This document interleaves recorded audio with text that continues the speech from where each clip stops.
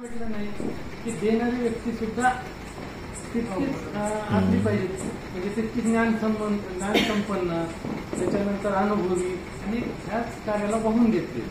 आता सरांनी एवढं सुंदर नॉलेज दिलं आपल्याला की प्रत्येक गोष्ट असं कुठंच अडचण आली नाही की सर डबल विचारायची. आता आम्ही विचारतो, आमचे विद्यार्थी आम्हाला विचारतात, मी परत परत सांगावं लागतं, पण सरांना असं कुठंच विचारायची आवश्यकता पडली नाही.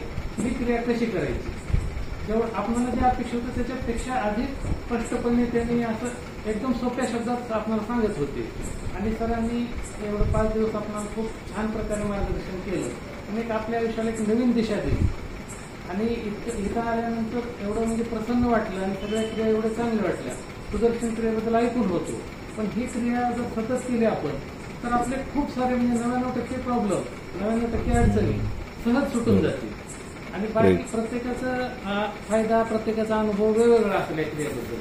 कोणाला काही फायदा होईल, कोणाला काही फायदा होईल, पण सर्वसामान्य सगळ्याला एक कॉमन फायदा नक्कीच होणार आहे. रात्री झोपताना जर गेलं तर झोप निश्चित लागेल. तो सुद्धा मेडिटेशनचा खूप मोठा फायदा आहे बरं का.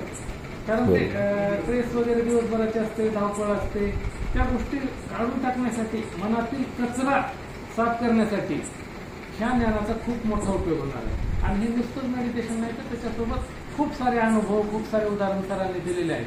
त्याबद्दल त्यांचे जेवढे आभार मानावेत तेवढं कमी आहे.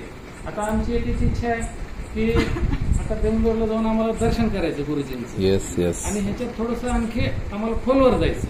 तर ते खोली आता तुमच्याच मार्गदर्शनाखाली आपण आम्हाला पुढे जायचं. ऍडव्हान्स असतील, पुढचे कोर्स असतील, ते तुमच्याच मार्गदर्शनाखाली आम्हाला कसं म्हणजे गुरुची कृपा होईल एवढीच आम्ही तुम्हाला विनंती करतो.